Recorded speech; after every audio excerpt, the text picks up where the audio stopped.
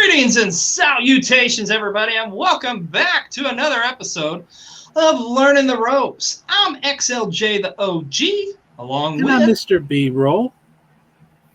And we got another fun, action-packed episode for you tonight. This is going to be a good one. We are just going to be talking about some gimmicks, but we want to thank you all for joining us here tonight. Of course, thank you all for joining us last week. And, man, what a week it's been, right, Mr. B-Roll? We, on Cole TV, our YouTube channel, just got done celebrating our 1-year anniversary. How awesome was that? Happy anniversary, bro. Happy anniversary, bro. And we've got a pretty awesome 1-year anniversary special that's up over on our YouTube channel. So if you guys want, check it out. It's kind of a best of like montage. So it gives you a little bit of everything we've done over the past year. And I think you would really enjoy it. What's up, Hambone? How you doing, fella? So yeah, we've got... I was going to say it's an honor to have the Wrestle Talk Trip God. I know, the Wrestle Talk Trip God. In our chat. I know. It is an honor and a pleasure to have him. So yeah, this week on Cole TV, we had a pretty awesome week with our anniversary special. Also, this upcoming week, we got a brand new Cole cast coming up, and it's a Cole cast that's near and dear to my heart. We are going to be talking about Game of Thrones, because I love me some Game of Thrones. And that's right, I am missing the new show tonight, but I want to be here with you people, of course, and I can just watch it later anyway. So sacrifices had to be made. But House of Dragons is going to be an awesome show. Also, upcoming this Wednesday on Cole TV, we've got a brand new episode of The Hunt, where me and my dad actually go check out a toy shop in the Indianapolis area called the Toy Drop. It's pretty badass. I think you guys are going to like it. So speaking of all that, as we always like to do when we kick off Learning the Ropes here, Mr. B-Roll, Mr. Hype Man, why don't we get a little bit of plug-a-palooza, if you will? Alrighty. And we are also live on TikTok right now. We have about 4 people watching on TikTok. So if you're watching us on TikTok, get your butt on over to the Panda Wrestling Company on the Twitch and make sure you give us a follow. Maybe even give us a subscribe, maybe. I mean, that would be wonderful. If you have Amazon Prime, you can get a free subscription. Right. Who doesn't have Prime? Who does not because have there's more to Prime. I mean, who doesn't have Amazon Prime? I think 97% of the people in the world have Prime, you know? I mean, so I don't know if that's a real number, but yeah. It's true. Don't question me. Don't question me. Fair enough. Do we need to have beef like apparently Hangman and CM Punk have beef? Oh, man. I'm not even going to touch that with a 10-foot pole. Yeah. No. No, bro. It's all good in the hood. But I know we were mentioning the 1-year anniversary. Tell them about that awesome deal we got going on for the merch. Yes. Way to get me back on task. You're welcome. This is Plug-a-Palooza, something we do every week. Now, our merch. We have merch. Yes, we have merch. We may be Look at that beautiful shirt you have on right now. We may be small, but we are mighty. We have some merch over at Sweet Doll Face Creations. All you have to do is go on over to her website. You can use the code. Now, this is a very important detail, so I need you to listen. There's some very important details about to be spewed out of my mouth. Okay, and Jeremy's already mad at me because I'm going over time. No, you're good. This is Plug-a-Palooza, though, and I do whatever the crap I want. Anyways, here's what you need to know. This is only going to last till midnight tonight. That's right. And it's gone. You are going to use the code Celebration20, and you can save 20% off. That is right, 20% off. Easiest way to get to the website would be, I would say, go to my TikTok, Mr. B-Roll. The link's in my bio, or you can find it in any of XLJ's The OG's videos. There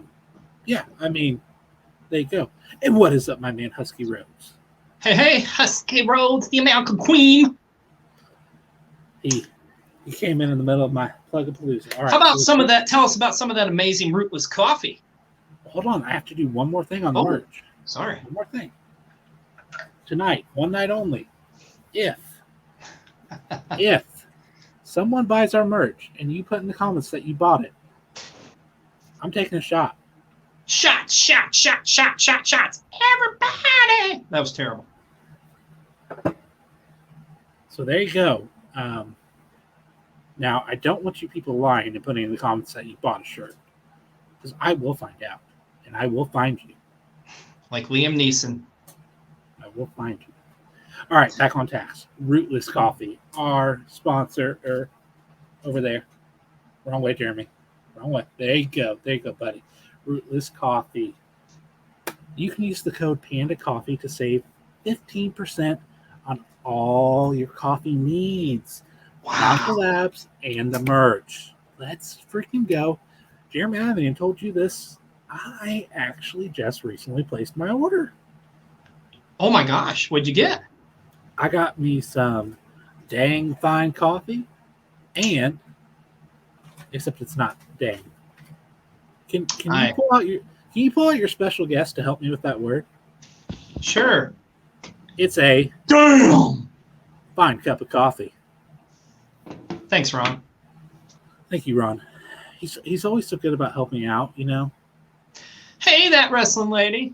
Hey, Bright Stout. How you doing? I probably butchered that. I apologize. I'm from Indiana, and sometimes I slur words. You did. It's Brie, but that's okay. Oh, I'm an old man too, and I can't see worth a crap. So there's that too. I can't remember what show it was, but somebody butchered it really bad the other day. Too. Well, all right. So one last thing. Say 15%. Use code Panda Coffee. Yes. We have one last thing. And this is kind of hard for us. We'll be honest. We put out a video earlier this week. If you follow our channel, you know we are going to be at All Out, and we are going to do some awesome vlogs and do some awesome content on All Out. Pretty much what it is, we kind of started up like a little kind of a Venmo donation. Did I say that right, Mr. B-Roll? Because I'm not technically sound with this crap. Venmo, Cash App. Yeah. And it's just realistically all we're doing is just to look to raise a little bit of funds just to cover help out with some gas and our hotel, essentially, our room and board. So, but don't feel obligated to donate at all. We know there's much more important things out there. But I mean, if you like our content, you dig it, you want to kind of help contribute towards us making that content, especially for All Out, because it's going to be off the chains All Out week on Cole TV. That would be wonderful. And Mr. B-Roll will have that information down here, wherever it goes. Once again, I'm not the technical guy here. I'm just an old man. So there you have it. I would say the easiest way to do it is just go to the link on my bio. Link in bio. I can try to get that into the chat as well. That'd be cool. Well, man, oh man, we got to get right into our topic here because we are talking about gimmicks tonight. That is right. So we are talking. Oh, I got some questions. Okay, right off the bat, let's go. What's a gimmick? Well, funny you should ask. I mean, it's essentially a gimmick is pretty much the wrestler's persona. What the hell is that? Is this a gimmick? Is that Floyd Jr.? No. Senior. Floyd Senior. Floyd Senior. Okay. Yeah, I guess. But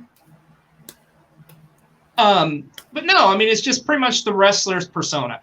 Actually, if you want to be technical about it, what you could always do here is something we like to always say on Colecast is you could always Wikipedia that shit.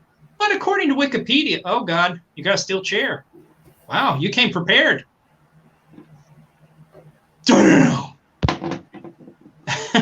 But according to Wikipedia, I'm going to recite this from there. In professional wrestling, a gimmick generally refers to a wrestler's in-ring persona, character, behavior, attire, and or other distinguishing traits while performing, which are usually artificially created in order to draw fan interest. So there you go, Mr. B-Roll. In layman's terms, that's what a gimmick is. But you know me. Is this a gimmick? Sure. I came prepared for a gimmick match, so. Oh, we're going to talk about some gimmick matches. And what is up, Sarda man? Man, I'm butchering your names tonight. So I apologize to y'all. Once again, it's the Indiana Midwestern accent, if you will. On tonight's episode, we're going to see how bad XLJ the OG messes up everyone's name. Stay tuned. Yeah. Yes, but I want to acknowledge. All right, we got to get right into this because we got a ton of stuff to talk about here, gimmicks. So, all right, you know me. I'm a big believer. I love origins. I love the origins of where it all begins, right? And you got to acknowledge the very first gimmick in professional wrestling that was over the top, and that is the late, great Gorgeous George. Gorgeous George was like the first real like mega star in professional wrestling, I would say. I mean, yeah, you had your Lou Theszes and you had your Fern Gagnes and etc. But like Gorgeous George was like understood like how to connect with the crowd. And also, too, he came in at the perfect time. He came in the advent of, I did say it right. Hooray. See? Suck it, Mr. B-Roll. Love you. But no, like Gorgeous George, his gimmick, man, like just over the top persona. And it was taking the little things and accentuating them. You know, taking like wearing earrings to the ring. And you got to keep in mind, this is in the 1950s. So this is just like, what in the hell was going on here, you know? But taking the earrings and throwing them off to the crowd and coming out to music and just all the pomp and circumstances. So, okay, what the hell are you laughing about now? I'm just being immature. Aha. Aha. All right. All right. I'm watching you. I'm watching you back there in the classroom there, young man. Don't make me have you come up and clean the boards. Oh, yeah, I'm going to come throw a spitball in your face. Okay, spitball, would that be a gimmick? You're going to do this all night, aren't you? Probably. You're in for a long night. And TikTok, I promise I'm not trying to ignore you. Got about 5 of you in here right now. We're just live on Learn the Ropes over on the Panda Wrestling Company Twitch channel. Links in the bio. And if you come over now, you can see my beautiful face. I don't even know, can they even hear me? No. I like it that way. These are my viewers. I see. And we went down to 4 as I said that. You get what you deserve. So in the early heyday of wrestling, I mean, I really kind of looked at, there was really kind of 3 type of character gimmicks. And I'm talking like in the 60s and 70s, essentially. You pretty much had your like crazy, insane madman, like the Sheik, one of the original like bad mother truckers, man. That dude, of course, the Sheik being the uncle of Sabu and the trainer of Rob Van Dam, but always like coming out like with the fireball and throwing it in their eyes and stuff, and just ultra violent. Same as Abdullah the Butcher as well. You got to mention him too. And then you had like the tough guy gimmick, you know, and these are guys like the Crusher and Dick the Bruiser. And then you had your like kind of more flamboyant characters such as like exotic Adrian Street, and then you had like superstar Billy Graham or Jesse the Body Ventura, you know, just those over the top type of personas. So those was kind of like your real basic 3. It was kind of like you know, very, very simplistic. Now when you get to the 80s though, game changer. That's where like I truly think the gimmicks was the explosion of gimmicks. And there is a plethora of them. But just to kind of start off here, I kind of want to talk about some of the best gimmicks of all time. And we talked about this guy a lot last week. But I want to start off with, in my opinion, I think it's the greatest gimmick of all time. And I think a lot of people out there would agree, The Undertaker. And your lights aren't going to go out again, are they? Okay, good. Let's just not say it too many times. And just pause for a brief moment. So if you're on TikTok, just wanted you to know we're live on Twitch. So if you want to hop over there and join us, you are more than welcome to. Links in my bio. Just had some people asking in the chat. So, oh, that's cool. Yeah, come see our beautiful faces. So The Undertaker. What's amazing to me about him is how his character evolved. How when he first kind of came in, it was kind of like the standard, like kind of in that era, it was like you kind of had like a persona or a kind of quote unquote a job. And we're going to talk about a lot of those gimmicks here in a little bit. but like how he started off as literally an Undertaker and Paul Bearer is his manager, the mortician, you know, and he'd come to the ring and like, you know, he rolled the eyes in the back of his head, you know, and he just had this slow saunter and just looked like he was dead and stuff. And originally he would put like his opponents after he beat them in a body bag, you know, so. And just amazing how that evolved into I mean, The Undertaker. The Undertaker we all know and love. Now, you can't mention The Undertaker. Yes, absolutely, Husky Rose. The greatest wrestling gimmick in the past 30 years, no doubt about it.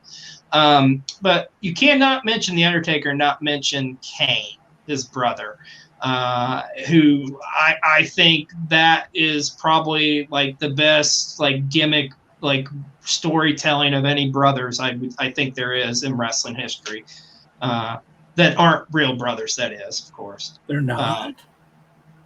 I know. I just ruined your childhood, or even though you've only been watching wrestling for like 8 months. But yeah. Now what's next? You're gonna tell me Santa Claus isn't real? You know, there was a wrestler named Santa Claus with an X, by the way. It was just a terrible gimmick. And all right, you know what? I'm going to go to it already. You ready for your wrestling bullshit fact of the week? Yes, so the wrestler I just mentioned, Santa Claus, it was actually played by ECW wrestler Balls Mahoney. That's right. Balls Mahoney played an evil Santa Claus in the WWF for a very small time frame. You're welcome. Just why not? Yeah. But like I say, you got to mention Kane in the same sense as The Undertaker. Well, let's talk about, I don't have a toothpick, but Chico himself, Razor Ramon. God, what a great gimmick that was. And part of what made these gimmicks so great, I think, and they don't really do this as much nowadays, is the vignettes. The build up to like showing these characters and introducing them to you, and you're just like, oh wow, this guy looks awesome as hell. And Scott Hall was such a talented freaking wrestler to begin with, and a journeyman really at that point. I mean, he had some stints in like AWA and WCW, and it's just mind-boggling to me that like nobody could get it right until he came to the WWF. And just amazing how he based that character kind of just off of like Scarface essentially and those type of mannerisms and stuff. But I always thought Razor Ramon was right up there with some of the greatest gimmicks of all time. Another great gimmick I want to talk about, and you talk about a guy who is talented as hell and is still going to this day. Let's talk about Goldust. Goldust was so ahead of his time. Doing that character in like 1995, you're just like, holy crap, what is this? And the fact of the matter is, like, he had to shed being like the son of one of the greatest wrestlers of all times, Dusty Rhodes. And for him to come in and just play this completely different character and just be engulfed in it, man, Goldust was amazing. Like, his first run was my favorite of his character, like in 95 into 96. Like, even the stuff he did in 97, and he kind of, how, like, even the Attitude Era, how his character changed was a little bit more, what's the word I'm looking for here? Just a little bit more out there, I guess you could say. But Goldust is another one of the great gimmicks of all time. This next one pains me. But I have to mention it because, I mean, he's the face of the wrestling in the 80s and 90s. It's Hulk Hogan. I mean, yeah. But, I mean, he had his character down pat, too, like the strongman, the American hero, the what you gonna do, brother, you know. I mean, you can't deny that. And him as a heel, as Hollywood Hogan, was a great character, too. Got to mention the Ultimate Warrior, right? Even though his interviews was nonsensical, but that's kind of what I loved about the Ultimate Warrior. But just the Madman, there you go, coming down to the ring, shaking the ropes, running down ringside, just virtues of destrucity, blah, blah, blah. We're going on the rocket ship. Hulk Hogan. Like, just crazy shit. Also, got to mention, oh yeah, the Macho Madness himself, Macho Man Randy Savage. And just like, he literally like was the character of the Macho Man. What always got me about Randy Savage is like how his voice. I mean, you would think that was like a gimmick. He's overdoing it. It's not. That was his fucking voice. That's how he sounded like every day. Could you imagine the Macho Man going through the drive-thru like, "Oh yeah, brother, I'd like to let me get a McDouble with the sweet tea. Oh yeah, dig it." That was a terrible Macho Man, but yeah, you get the idea. I give you props. It hurt my Give throat. me just one moment. If someone in the chat could let me know if we're frozen or not, because on my end we look frozen. Not on my end, but we look fine. Okay. Let me check. We're good, brother. We're live, pal. It's just me. It is me. All right. Some other gimmicks. We're going to talk about Lieutenant Hunt. How about Sergeant Slaughter? Oh, man. What a great character that was. I loved about Slaughter, like how he was in the 80s, just the ultimate, like, American USA. And then I loved how in the 90s they brought him back in and turned him heel as an Iraqi sympathizer. And then, just him always being like the drill sergeant. But you got to love some Sergeant Slaughter, man. One of the greatest gimmicks of all time. And Mr. B-Roll, I got a question for you. I'm ready. Have you ever taken a trip down to Cobb County, Georgia? That's right. I'm talking about serving some high times. The Big Boss Man serving. I've heard of some redneck kung fu, though. Yeah, I like the Jay Briscoe or Mark Briscoe toy there. Yeah. But yeah, the Big Boss Man was another great gimmick too. And I mean, he had multiple gimmicks through his career. Like Big Bubba Rogers is how initially Ray Traylor started, and Crockett. Then he comes to WWF. He's the Big Boss Man, and then he goes back to WCW and had a multitude of characters. Killed me like when he went back. This is funny. So he goes back to WCW in '93. He can't use the Big Boss Man moniker, but he's still the cop police officer. So he goes just simply by the name The Boss. And then he become the Guardian Angel. Which that was very short-lived, and they went back to Big Bubba Rogers. But still, Ray Traylor was an awesome wrestler and an awesome gimmick was the Big Boss Man. And then how about that money, the $1 Million Man, Ted DiBiase.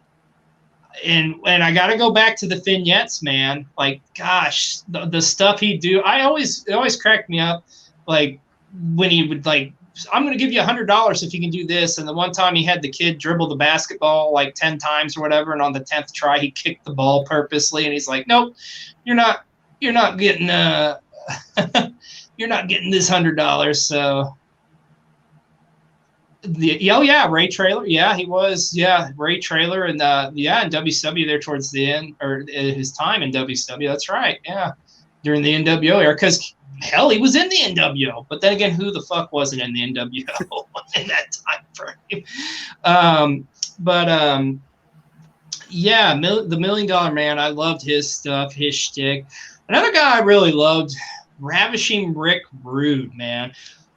Such a talented wrestler, number one, but the dude could do promos, but just him being the real sexy man and just always coming out to disrobe, and he's like, "I want you people to keep it quiet while I show you what a real sexy man looks like." Ravishing Rick Rude was awesome. In that same vein, or one of his greatest rivalries, you got to mention Jake the Snake Roberts. Love Jake the Snake, and Jake the Snake, I think, was one of the best characters of all time. I mean, just the psychology with him, the promos. My God, like Jake the Snake Roberts, holy shit! Just like how he never yelled, just always talked in the same monotone voice, So you can love me some Jake the Snake, and then got to mention too one of the greatest, if not the greatest, Intercontinental Champion of all time. How about the Honky Tonk Man? I wasn't a huge Honky Tonk Man fan, but I did enjoy like the character. Let me rephrase that. I did get a kick out of the character, but he wasn't my favorite. He's kind of annoying, but it was just like he did a good job playing the role. Let's put it that way. Says the man that has an autographed 8x10 of them. It came in a pro wrestling crate. Don't judge me. Not by choice, no. No. He's okay, you know. Cousin Honky. Also, one of my favorites I got to mention too. How about Yokozuna? Such a talented wrestler, and they're like, okay, like let's make him a sumo wrestler, and holy shit, did that work, man? Especially his run in '93. Oh my gosh, into '94 was awesome. Yokozuna, and like me being a fat guy too, I was like, yeah, win one for the fat guys. I don't care if you are Japanese, so not that there's anything wrong with that. So, boy, you couldn't get by with some shit like that though nowadays too. The foreigner gimmick back, like it used to be popular back in the day. Yeah, that would go over like a fart in church nowadays. But hey, it's a different era. And then I gotta mention a couple Attitude Era gimmicks. How about Val Venus, the porn star? I just was like, and I got to go back to vignettes too. Heck yeah, Hambone. I agree and agree. Love me the fatties. They represent us. But Val Venus, though, like I love the vignettes he'd do, and it was just like so over the top. And he'd be like, "My next production," and it was like I remember he had like affairs with like Yamaguchi-san's wife, and of course you got to remember the scene on Raw where they choppy pee pee. Along with like he had an affair with Ryan Shamrock, Ken Shamrock's sister, just like all that shit. Like Val Venus was hilarious, but he was a damn good in-ring worker too. Awesome in the ring. And finally, gotta mention in that same era, The Godfather. I mean, come on, who did not like The Godfather? Because I know there's some pimps out there watching this right now. That's right. So roll a fatty for this pimp daddy. That's right. What's up, Neat? We are live over on the Panda Wrestling Twitch channel. That's Neat from Phenomenal 4. Oh, what's up? Tell them come on over. I wish I could find a way to make you hear them. That's what I'm doing. I got to get to that 1,000, bro. I got aspirations. I'm going to get there eventually. So those are some of the best gimmicks, but I want to talk about another great gimmick who I would put up there right with The Undertaker as far as my favorite gimmicks. And I don't think a whole lot of people argue this because he was, no pun intended, the perfect performer for this character. I'm talking about Mr. Perfect Curt Hennig. Oh my God, such an talented in-ring performer, one of the best of all time. And geez, did he nail that character. I could not see anybody else playing that character. And one of the things I loved most about Mr. Perfect was the vignettes. Oh yeah, but I see what you did there. You like the ladies, so yeah, who didn't, right? So love the hoes. Okay, I'm sorry I said it. That's the only one. Don't want to get kicked off here. What is up, Irish Neep? I think I read that right. Once again, my screen's kind of small, so I couldn't see it. So I apologize if I butchered your name. Yeah. And you're an old man. So I am an old man. So hey, talking about Mr. Perfect, I can't do it justice just talking about the vignettes. So I want to show you all and share some of the greatest Mr. Perfect vignettes, Mr. B-roll. I'm going to pull that video up. And you tell me when we are live and ready to roll. Okay. I'm ready whenever you are, sir. Okay, you're ready. Guys, teamwork makes the dream work. Teamwork makes the dream work, baby.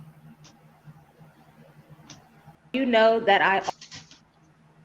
Whoa, what was that? We got an ad there, but you get the idea of Mr. Perfect and how awesome and amazing he was.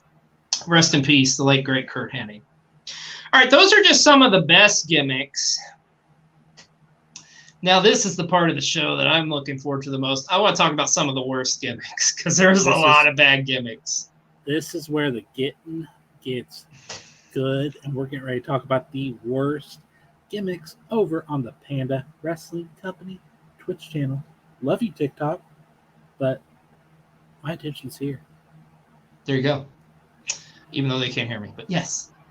Yeah, the worst gimmicks. Now, I want to start it off with and kind of segue from Mr. Perfect into the gimmick he possibly could have been assigned to. And boy, this was the drizzling shits. The Red Rooster.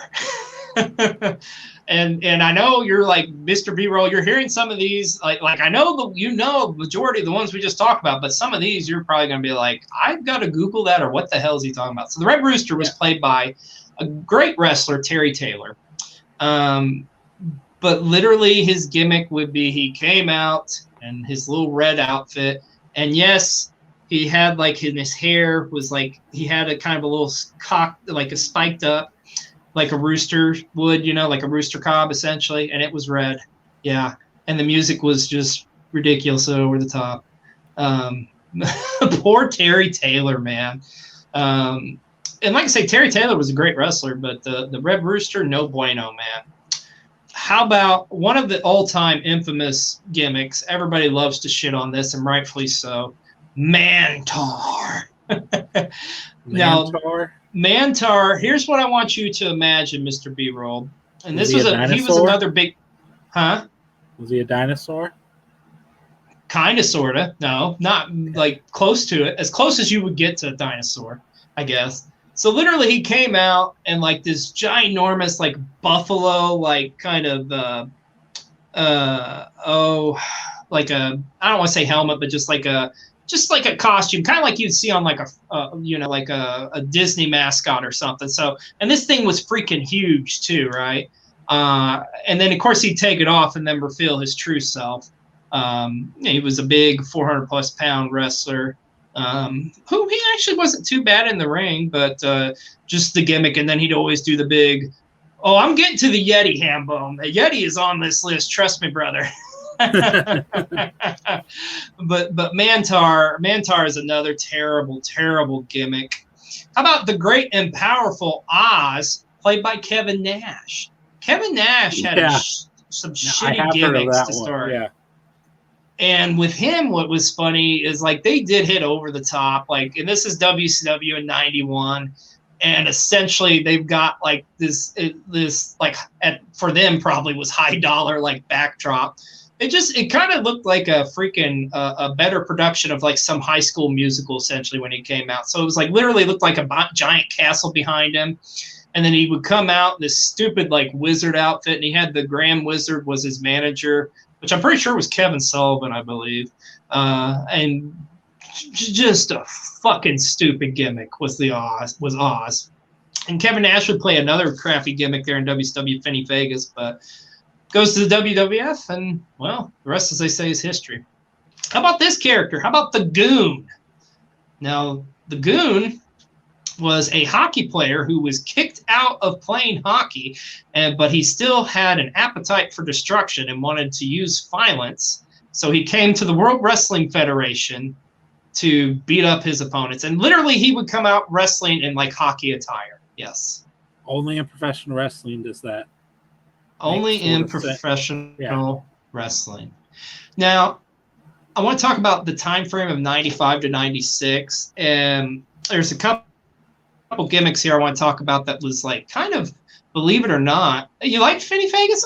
Man, Finny Vegas was a massive step up from Oz, that's for sure.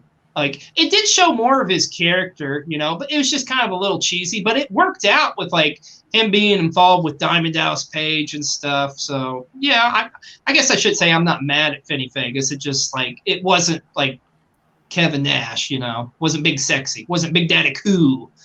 But no, I want to talk about like 95 to 96 here, and I want to talk about kind of like what was a reoccurring theme. You saw several characters who were based off of kind of like Mortal Kombat characters. That's right. There were some Mortal Kombat characters. And the most famous one of them all, we got to talk about Glacier in WCW. Glacier, like, I remember like the hype for him. I mean, they were airing vignettes for literally like 6 months for his ass, it felt like. And it was just like, oh my God, Glacier's coming. And it was like this epic cinematic kind of vignette. And it didn't show him, it just mentioned like it was Glacier was coming. And then I think he made his debut. I'm getting the TL Hopper too. And I know you got him, Hambone, in your bathroom too. I think you got a picture of him, if I remember seeing on a TikTok. In the bathroom? Well, he was a plumber. That was his gimmick. So, yes. But with Glacier, I just remember like all the hype, all the build up for him. And it was just like, I think he debuted. I don't even think he debuted on Nitro or like even WCW Saturday Night. I think he debuted on like WCW Pro, which was like one of their third or fourth rate show essentially. And when he comes out, it's like all like it gets dark in the arena, and then there's like snow falling down and stuff, and it was just like ugh. And they even made some characters to kind of rival Glacier, and those characters was Mortis, and you got to also talk about Wrath. Yeah, I agree. Like I loved the hype for him was crazy, but it's just like I felt like when he finally debuted, though, it was just kind of like, was it Thunder? I thought it was like WCW Pro. It could be Thunder, but I just know it wasn't like it was like all this hype into it. And it was just kind of like, oh, that's it. But yeah, they brought in some characters to rival him. So they brought in Mortis, and Mortis kind of looked a little bit like Scorpion off Mortal Kombat. So I guess you could say Glacier was like Sub-Zero. And Mortis was played by a phenomenal wrestler, Chris Kanyon.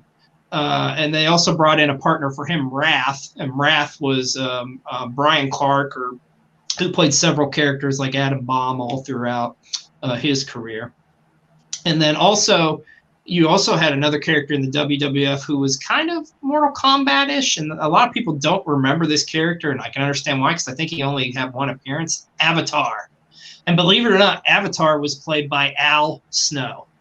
There you go. A clean-shaven, clean-cut Al Snow. And here's the weird thing. So he came out in this god-awful, like, red and yellow outfit, and, like, he had his little mask with him. And it was just like he came out and then he put the mask on. Like he wasn't wearing the mask when he came out, but he put the mask on. It was like he transformed into this magic, mythical, like karate man. And then one more I want to mention kind of in that vein is Quang, who was played by Savio Vega. But those are just kind of like some fun karate men, Mortal Kombat characters. So there you go, Mr. B-Roll. And so I've got some people hopping in asking questions over here. And Al over here on TikTok said, when are we all live on Twitch? Well, right now. We're live now, pal. We're live, pal. Right now. That's why I'm not necessarily interacting with the TikTok that much. I'm trying to pay some attention to you all.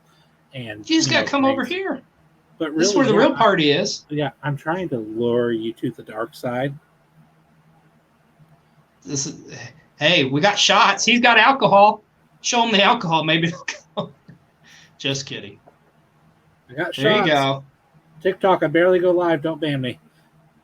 and this isn't Plug-a-Palooza time, but if you go and buy our merch, which, one, you're saving 20%. Until midnight tonight. Celebration 20. Celebrate the Cold TV anniversary. I mean... Kind of. You save money, and I'm going to do a shot. And look, see, Al, a man of his word, he's over here now. Hey, what's up, Al? Welcome to Learning the Ropes. All right, let's talk about some other crappy gimmicks, too. How about the Berserker? And what I loved about the Berserker, you guys bringing the booze to All Out? Yeah, we'll see. Maybe. As long as we make it there, yep. Hey, we're going to make it there. Like, if we got hitchhike, we're going to get there. But, hey, you know what? I still got a ton of booze for my bar, so I'll just bring that. So, hey. It's on like Donkey Kong. No, the Berserker comes out, the barbarian man, if you will, comes out, managed by Mr. Fuji with the fur boots. And his gimmick, his finish, was always just throwing him over the top rope, Mr. B-Roll. That was it. He would incapacitate his opponents so much and just throw him over the top rope and get him counted out. And what I always loved about the Berserker was husk, husk, husk, husk. Literally, he's saying that the whole time as he comes out. So, hey, if it ain't broke, don't fix it. There you go. How about Max Moon? Oh, wait a minute. I've got to see this. Key. Fick Grimes had a cup of coffee in WWE. Oh, my God. Yes. Holy shit, Hambone. I fucking forgot about that. That was Fick Grimes, wasn't it? Yeah, because remember he was with Prince Albert or A-Train. Yeah, that's right. Did he actually wrestle like on TV? I can't remember. I bet if he did, it was probably on like a Sunday Night Heat or something. But that's a good point. Yeah, Key. I'll be damned. But the other one would be Max Moon. I wanted to mention Max Moon was supposed to be this character they brought in that was going to be like appealing to the kids and stuff. He's from the cosmos, so yeah. Originally, he was actually played by Conan, believe it or not. But he did not last long and got out of the gimmick, thank God. And the funny thing is how the WWF spent a shit ton of money on this character. Like he'd come out and he had these like big like forearm things that would shoot out like fireworks and shit, just completely over the top. Yeah. So and thank you, Al. Thank you for the follow. He's now following us over here. All right. Heyo. Thank you, Al. And welcome. Yes. He said he's been following us all for TikTok, and yeah, here you go. And Al, that is awesome. The best part is it's not just us. This is just our show. This is just our night. There's a show every night of the week. Every night of the week. To watch to get your wrestling fix. There was even live wrestling today. Yeah, that's awesome. I'm excited as hell about seeing that. Yeah. So here, let's talk about some more shitty gimmicks, because you know I love my crappy gimmicks, man. Here's a one that was a very obscure one. When I think he only wrestled one time, Fantasio. And this was like around 95, 96, I believe. And literally he was like kind of, his gimmick was like a mime / magician. And like I just remember in his matches, like he would have like just like, I don't know, like string things come out of his hands and shit. Oh, all right, let's go, Hambone. Keep coming at me, because like I bet I got some of them on my list here. So I'm ready. So but Fantasio was a shitty gimmick. How about Heidenreich? Fucking weird character. Like when I'll never forget. I wish I could, but I'll never forget when he kidnapped Michael Cole on an episode of SmackDown, and it was just like, you thought he was gonna, like, I don't know, kiss him or something, and he was reading poetry to him and shit. And even when they put him with Paul Heyman and had him feud with the Undertaker, it was still just like, no, this isn't gonna work. Heidenreich was a pretty shitty gimmick. How about Mordecai, who a lot of people thought was going to come in and kind of going to be a rival to the Undertaker, and that character just did not work. And I remember they built him up pretty well too in the vignettes. And then once he debuts, it's just kind of like, this is it. Battle Cat's on my list. Battle Cat was on my list, Hambone. Wrestled for a very brief time in 90, I believe it was. And funny thing, Battle Cat would come out as like little bright leotard, and he literally had on a mask that was adorable that looked like a cat.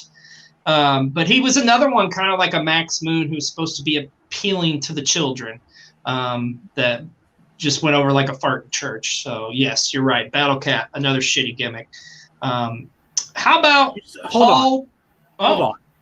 Did you just say go over like a fart in church? Yeah. You ever heard that term? I've never heard that. No kidding. Okay, y'all leave a comment and tell me you've heard that term before, going over like a fart in church. I know I'm not the only one.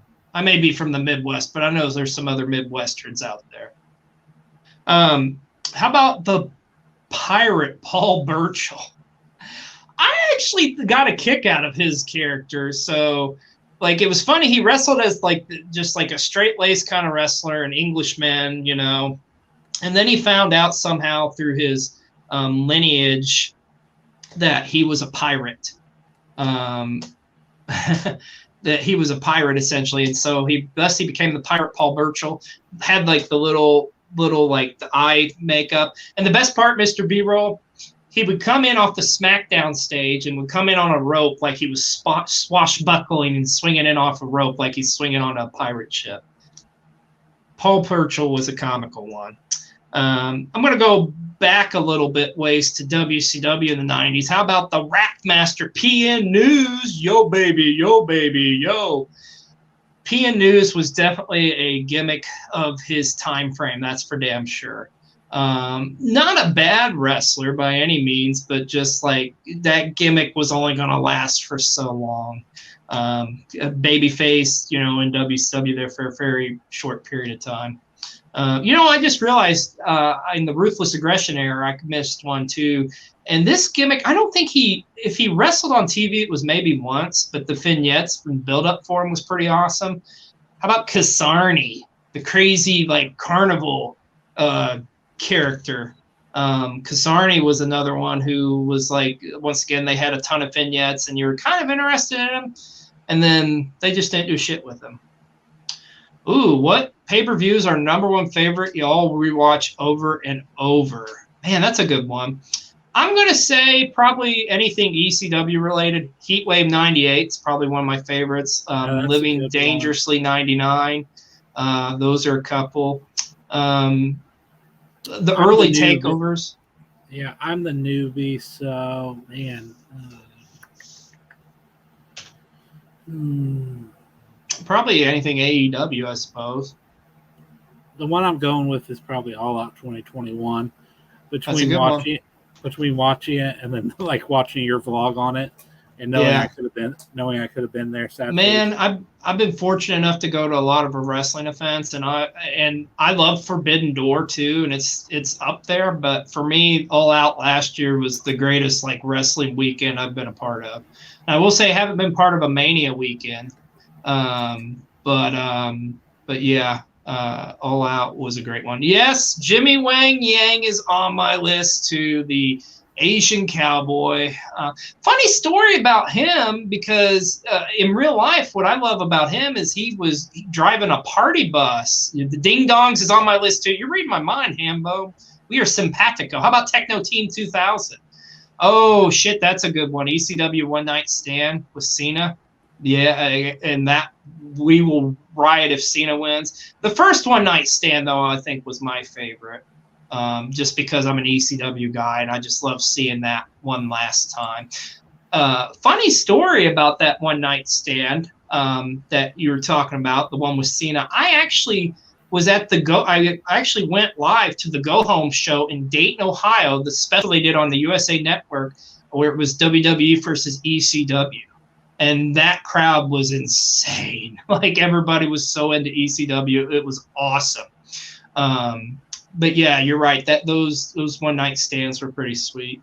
But back to some other gimmicks I want to mention here. How about Arachnaman in WCW? Now, here's the funny thing, Mr. B-Roll. You'll appreciate that. Appreciate this. Arachnaman was pretty much a ripoff of Spider-Man. Like, literally, you should do yourself a favor after this or whenever, just Google Arachnaman and you'll see exactly what I mean. Like, he just came out in the stupidest outfit. It was like purple and yellow, and it was literally like the spider web themes and everything like that. Literally, he looked like just Spider-Man in yellow and purple. So I got to mention him in WCW. How about the Portuguese Man of War, Aldo Montoya, played by Justin Credible? But this was his first real gimmick, like in the WWF. And it just, the reoccurring joke with him is his mask just looks so stupid. Like, it literally looks like a jock strap, and that's no lie. Aldo Montoya was dead in the water from the get-go. Fast forward a couple of years later, or many years later, actually, I should say. Well, not that many, but to WCW. How about the Demon? The Demon of WCW. And it was funny, they brought him in as, the Candyman? I think it was one of the Armstrong brothers just came out and tossed. I kind of remember that. Was that Scott Armstrong that played the Candyman? I think you're right. It was one of the Armstrong brothers. Like, I just man, that's another one that was just like in the back of my mind. I will admit I forgot about that character. But it was a very brief time he was in. But I think you're right. I think it was one of the Armstrong brothers. Yeah, now you got my wrestling brain going. Like, I'm malfunctioning now because I'm like, oh shit, I'm like kind of trying to remember that. But WCW is the Demon. So essentially what happened is WCW decided they wanted to get Kiss to come in and do a performance live on Nitro. So part of the deal for Kiss to come in is they wanted their own wrestler. And thus the great Dale Torborg would play the Demon and literally just came out like dressed up in the Kiss attire and stuff. It was silly. Brad Armstrong is Brad Armstrong. Okay.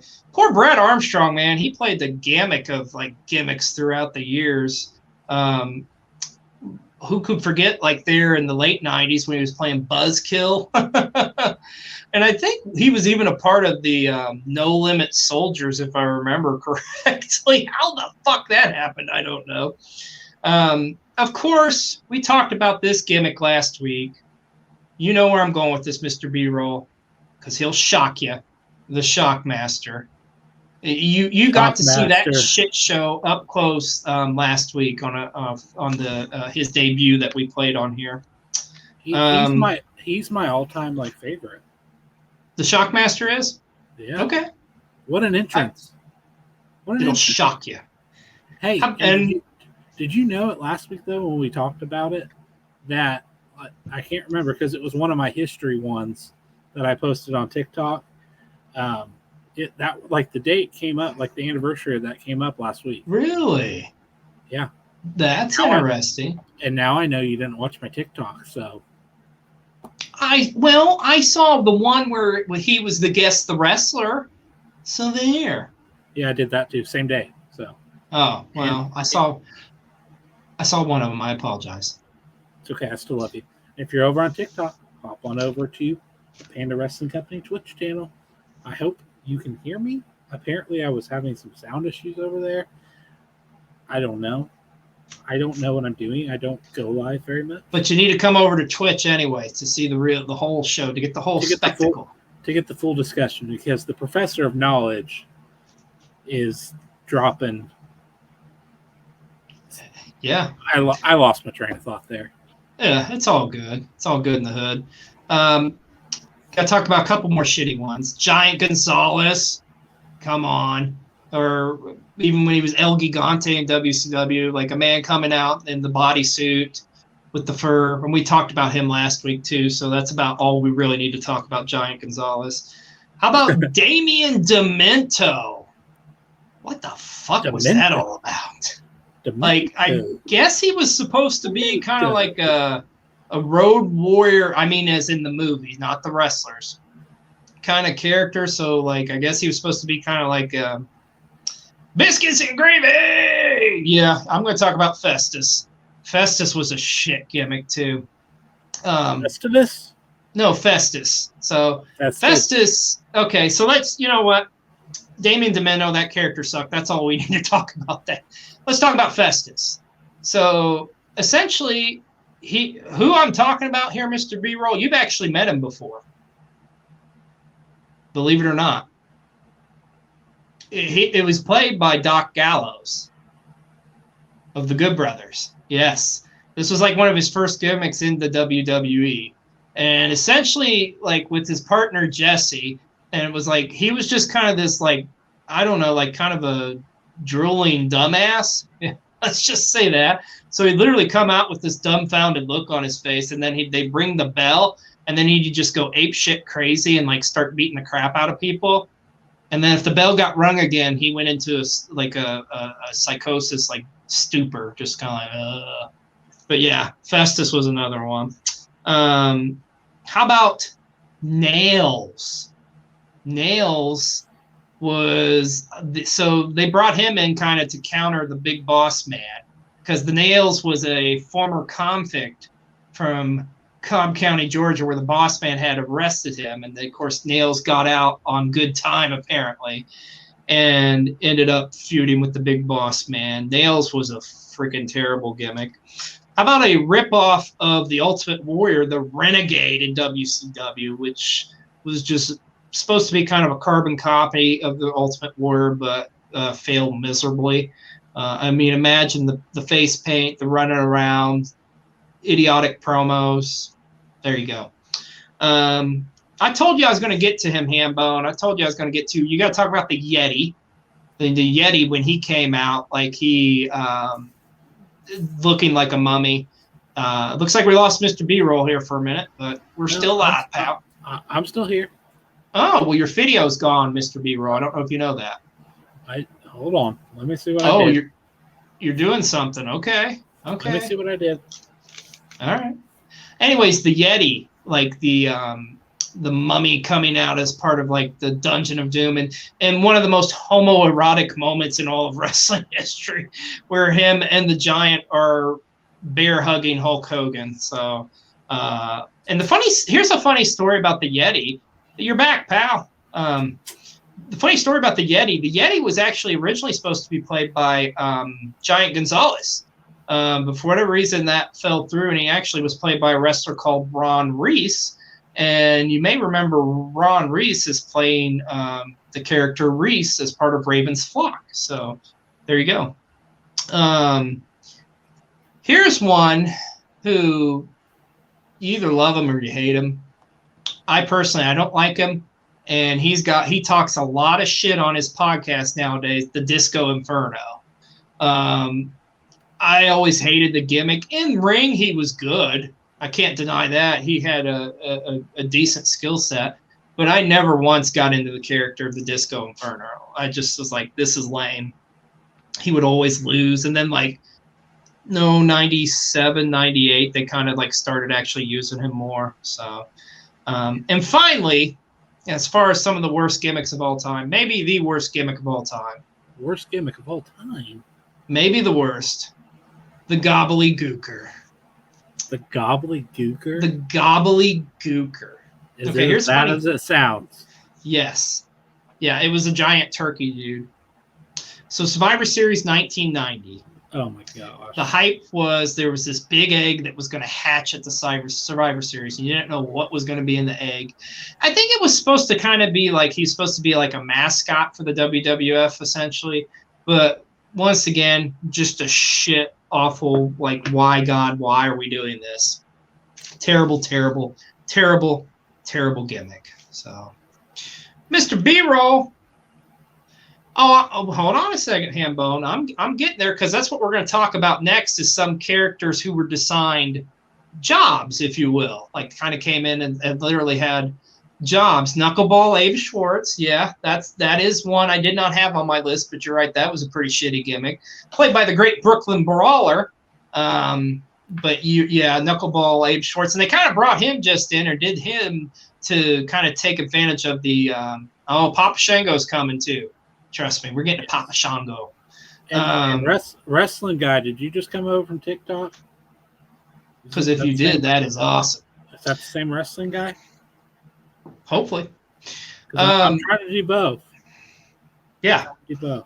Okay, so before we move on to our next segment, let's talk about a little bit more of Plugapalooza. Hello there, wrestling guy. I love Plugapalooza. If I can, first let's talk about what we got coming up on Cole TV this week on our YouTube channel. So Tuesday is going to be a brand new episode of Colecast where we are going to be talking about Game of Thrones, which I love Game of Thrones, one of my all-time favorite shows. And then Wednesday, we got a brand new episode of The Hunt, which is where we go and check out kind of collector shops and stuff. And in this episode, we're checking out a place called The Toy Drop. It's pretty awesome. And that'll be up on Wednesday. Now, if you haven't already come over to check out our channel, I would highly recommend you do because we got some pretty awesome content on there. And if you could just indulge me just for a moment, I want to talk about one of my favorite shows we have on there, Chub Life. And that we just had a brand new episode, and it's about my dog, Chubby, who I won't lie is an asshole. He's a lovable asshole. Yeah.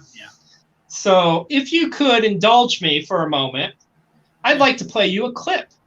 Are we allowed to say that? Are we allowed to say that? I guess we did. So, yeah. Mr. B-roll, can you cue me up, my friend? Yeah, I can. Let's do this thing, Batman. And while he's getting that pulled up, Yeah, while I'm doing that, why don't you plug some stuff? Okay, I'm gonna plug the channel. That's what I'm gonna do because it works perfectly. Because I'm gonna talk to my TikTok people and say, hey, if you're mad at me for not talking to you, well, it's because I'm trying to lure you to the dark side. Well, not the dark side, but come on over to Twitch, Pain Wrestling Company. It's in my bio. Come on over, see my good friend XLJ, the OG. We're still learning the ropes. We are live every Sunday night from 9 to 11. We invite you to follow and subscribe. If you have an Amazon Prime membership, you can get a subscription for free. Just saying. There you go. All right. I've got the clip pulled up. How's that for a plug for you? That's awesome. Got the clip pulled up here. Check out just a brief moment here I'm going to play you of Chubb Life, and you can kind of see some of the hilarity that ensues. Don't put pressure on me. I don't like pressure. Speaking of pressure, I think I am about to burst. But I gotta find the right spot.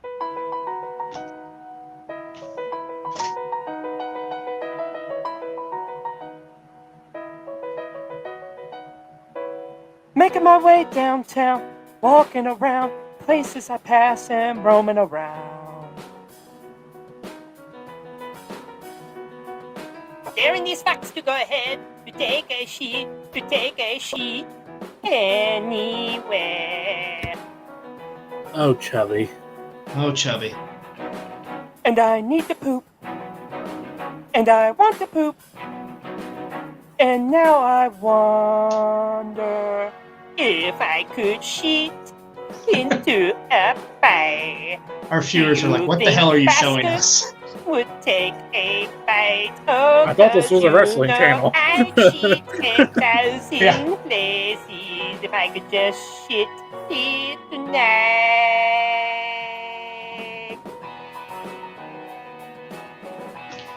All right, that was just a snippet, if you will, of Chubb Life. So just had to throw that out there. You can come over and watch the rest of the episode on our YouTube channel.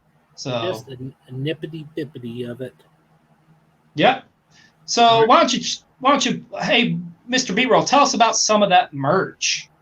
That merch? Well, I've got some on right now.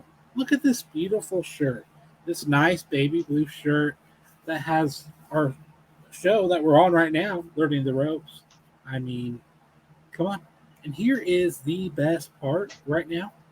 You can save 20% off because it's Cold TV's anniversary weekend. So use the code Celebration20 to save 20% off our merch. Easiest way to get to it, I'll say, is probably go to the link in my bio on my TikTok, because I'm assuming most of that people follow us on TikTok. That's probably the easiest way. If not, go to Sweet Dollface Creations. And I got to say this, too. Not only are you helping support our channel and our show, Panda Wrestling Company, there's tons of content creators on there. You're also helping support like a small business. I mean, that's pretty awesome. Come on. I mean, I just have to say, I approached the Sweet Dollface Creations with the idea of like, hey, could we do like a promo code for our anniversary? She was awesome. Yeah. So, and if anybody follows me on TikTok, just know I dropped a TikTok earlier where my special guest here in the studio was just saying, hey, you need to go buy the merch. Isn't that right, Ron? You're damn right, boy. Go buy the merchandise at Sweet Dollface Creations. Okay, doing that on camera, I feel like a dork, but yeah, you get the idea. No. It is beautiful, sir. It is beautiful. And if you're wondering how to get to these websites, I promise you, I will get the links up and on my tablet and type them into the chat. But doing that at the same time would be multitasking. And Jeremy's giving me that look like, come on. Yep. You're all right. Okay. You're good, bro. Rootless Coffee. Use code Panda Coffee to save 15%. Let's go. I just placed my order. I didn't tell you what I got last time. So I got some coffee and I got a candle. I'm excited. Ooh. I'm excited. You should be excited. So, All right, now, let's. Oh, we got. Okay. We're live, pal. Sorry, didn't mean to cut you off. So I just saw a comment. Did somebody buy the merch tonight? What? Hey. Oh, where's the link to the merch? Oh, Wrestling Guy. I will get that up in just a moment. Yes. Give me a moment. And like I said, if you buy it tonight, 1, you're going to save the 20%. 2, I'll take a shot live here. There you go. There you go. Sorry, extracted. You're good. You put that link up, and I want to kind of talk about next. I told you I was going to get to some of these guys you mentioned. One thing I think was very reoccurring in the 90s, especially the wrestlers having the gimmick of having the everyday job, so to speak. And first and foremost, we got to talk about Isaac Yankem, DDS, the evil dentist. And thank God Kane would go on to become Kane, because that was just a terrible gimmick. Or how about the race car driver, Bob Sparky Plug Holly? And it's funny, too, because they originally were just going to call him Sparky Plug, but it was just nah, I ain't doing that shit, essentially. And the funny story is, in real life, Bob Holly actually is a race car driver. So how about you don't like him because he'll come around and he'll take your shit? The Repo Man. That's right, the Repo Man, who it was just funny because remember his catchphrase, what's yours is mine, and what's mine is mine. So love me some Repo Man. You mentioned him earlier. I think Hambone mentioned him. T.L. Hopper, the plumber. So, yep, Mr. B-Roll just put a link for the merch. So go check that out. You got until midnight to use that promo code Celebration20 to save 20% off any Cole TV merchandise. So, and once again, I'm going to be throwing more links in there for the YouTube and all that stuff. So be prepared. All right. Be prepared. But yes, T.L. Hopper, the plumber. Got to talk about this man who is very popular right now on TikTok, and it's been awesome, the interactions he's had with fans. How about Duke the Dumpster Drosy? I always loved Duke the Dumpster, man. I thought that was a pretty fun gimmick. I loved your TikTok earlier, sir. That was cool. I thought. Thank you. Duke the Dumpster commented on it. I have multiple comments. I thought that's so cool. He interacts with his fans and stuff like that. But the garbage man coming in, Duke the Dumpster. I always loved his vignette too, where he's throwing the trash cans off the payloader, off the wall, into the chef's kiss. Love me, Duke the Dumpster Drosy. How about the man who stood for law and order from north of us, the Mountie, the counteraction of the Big Boss Man, the Canadian law enforcer, the Mountie, played by Jacques Rougeau. I love the Mountie, and he had the stupid cattle prod, and I just remember the over-the-top effects they would do, when he would prod somebody, and you'd hear the shock go throughout the arena and stuff. It was just stupid. Got to have a barber in the mix. Who better than Brutus the Barber Beefcake? Yeah, coming in now. He didn't. And what's funny about him is how I loved how his shears were just giant hedge clippers, and they weren't real little tiny scissors. And of course, gotta love the barber shop where he would interview people. How about this one? You gotta have a rock star in the mix. How about Max Payne or Man Mountain Rock, as he was known in the WWF?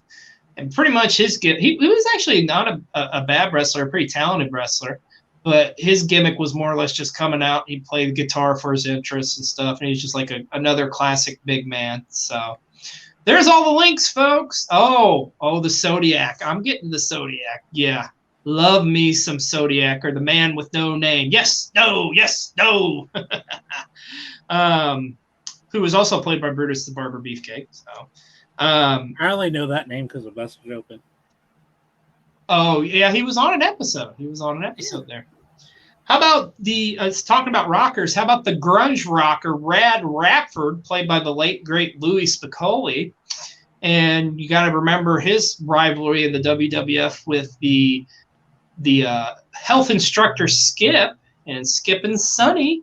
There's some other gimmicks there, too. Or how about the hog farmer himself? Ooh, that's a good one. wrestling guy that I forgot to put on my list, Fan Hammer, heavy metal Fan Hammer in WCW in the 90s. His was stupid too because he just come out with that Fee guitar playing it, and I'm like, I don't even think it was actually plugged in, but he was acting like he was like really playing music and stuff. Pretty like not a terrible like in-ring worker. I guess that's trying to be nice, but yeah, heavy metal Fan Hammer is also along those lines, like a man Mountain Rock. Cannot forget him. Even you could even say too in like more present day Elias, the brother of Ezekiel. I was waiting for you to pop on that one, my friend. And of course, we're going to talk about the hog farmer himself, Henry O. Godwin. And I love with his gimmick always having like the pail of like the slop, and he would slop his opponents. And of course, we have to mention Doink the Clown. I love the original interpretation of Doink the Clown, where he was the evil clown. That was my favorite version. When they turned him into like a white meat babyface, I just thought it was lame. And of course, my opinion on clowns. Yeah, I know you don't like them. So, yeah. All right, Mr. B-Roll, you got lucky last week, but guess what? You're not going to get lucky this week because you're going to get ready to take a pop quiz. Oh, come on. Now, man. yeah. Now, throughout the history of wrestling, another popular gimmick has been kings. There's been a ton of kings all throughout wrestling. So here's what I'm going to do with you, Mr. B-Roll. I'm going to mention a wrestler's name, and I want you to tell me if it's true or false if they've been a king. Are you ready for this? All right. And okay. Chat, don't answer until I answer. I don't want to be a cheater.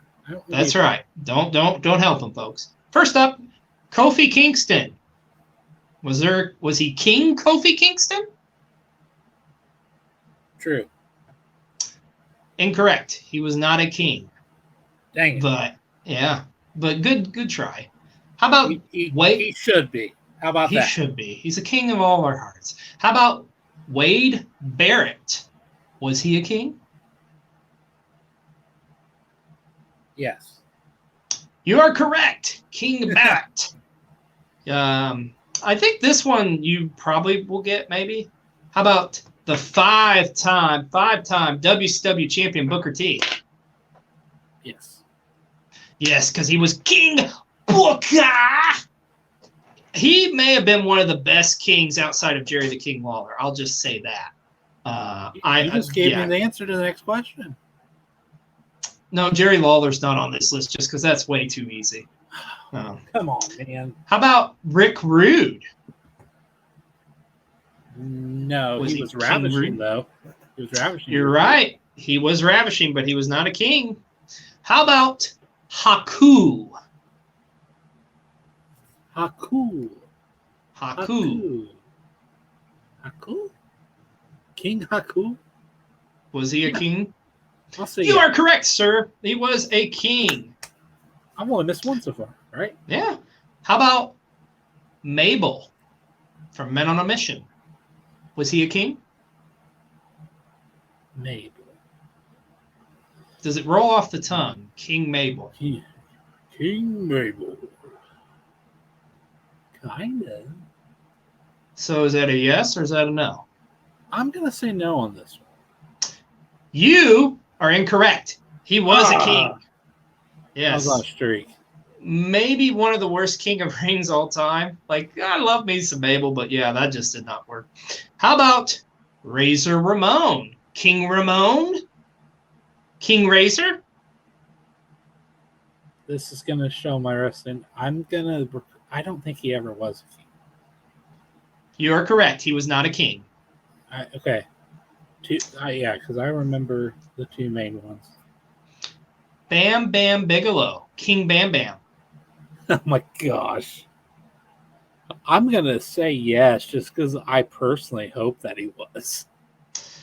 Unfortunately, he was not, my friend. Oh. He was never a king.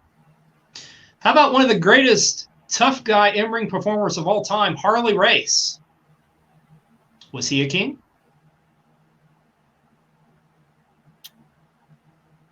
Yes, he was. You are correct. He was a king. One last one for you. Okay. One of the greatest wrestlers of all time, Macho Man Randy Savage. Was he a king? King Randy Savage.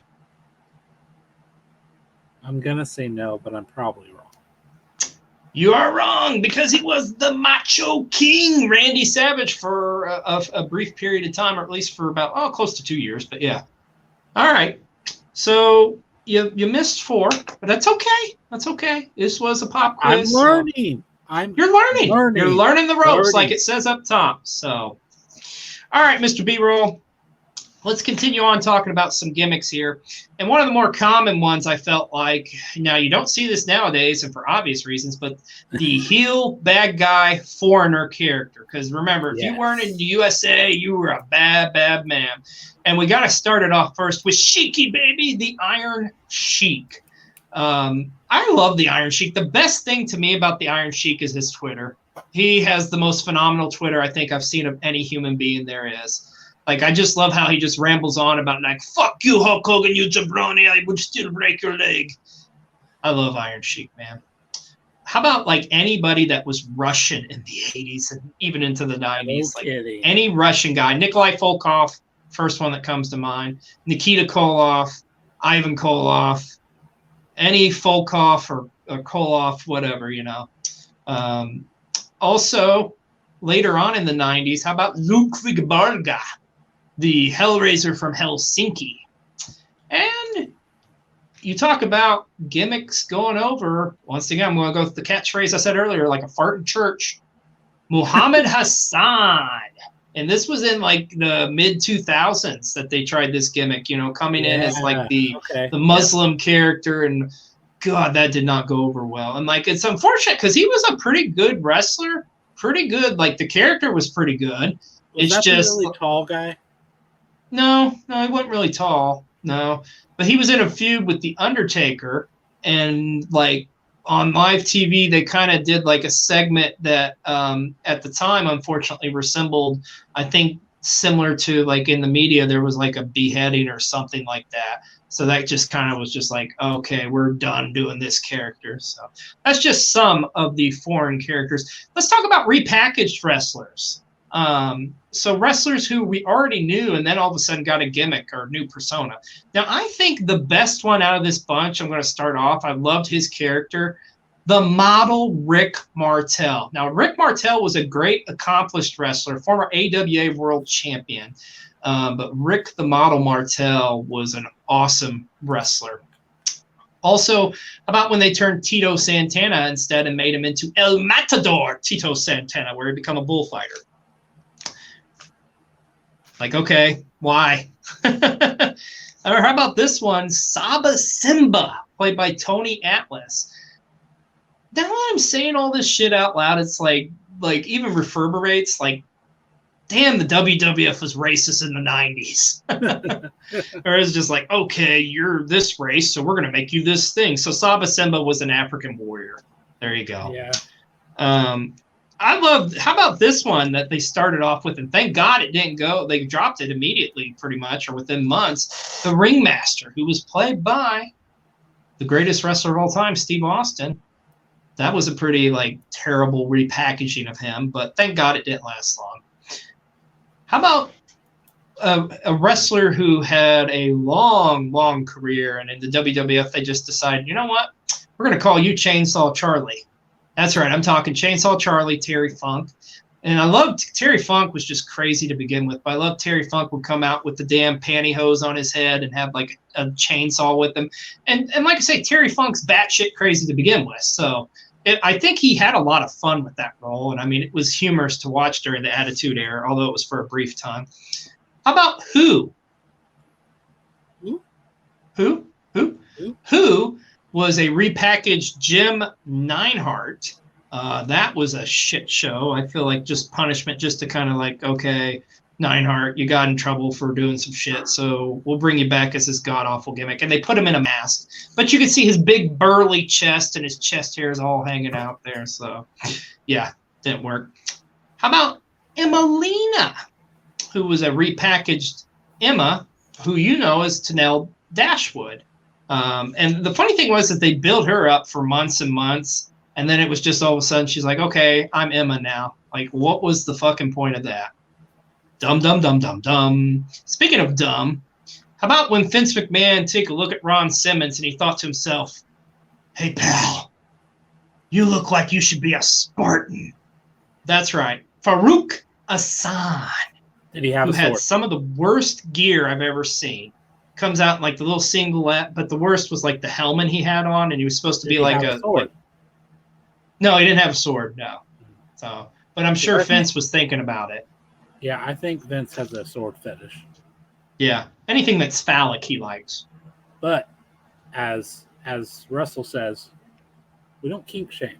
We don't kink shame here. No. It's all How love. about the real man's man, William Regal? We all love William Regal, but when they're in like '98, when they decided to turn him into like a gritty, rough guy, like a lumberjack kind of, it was just like, what the fuck? His lordship is not a lumberjack, but he had the best music. He's a man, such a man, such a man. He's a real man's man. You're being How about- sarcastic, right? No, this was real. I'm dead serious. This was real. You said he had the best music. Best stupid music, let's put it that way.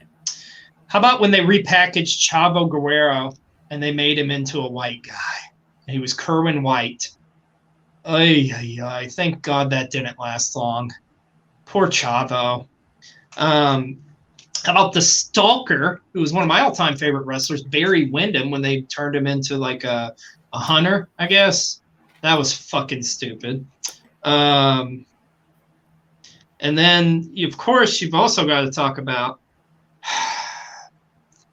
that 70s guy, and then the fat chick thriller, Mike Awesome.